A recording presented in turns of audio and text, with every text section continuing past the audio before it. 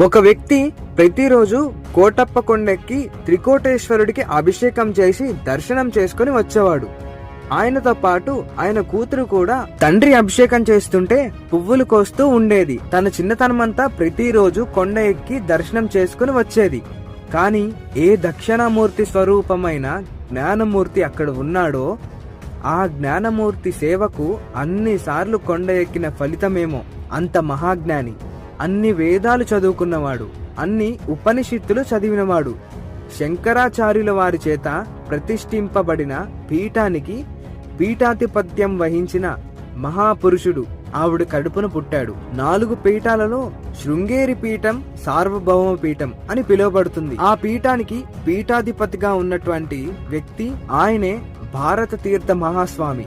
అందుకే కోటప్ప కొండ చాలా ప్రాధాన్యత కలిగిన క్షేత్రం. అక్షరాభ్యాసం చేయించుకోవాలంటే ఈ ఆలయానికి వెళ్ళండి. ఆ ఆలయ దేవస్థానం వారు అన్ని ఏర్పాట్లు చేస్తారు.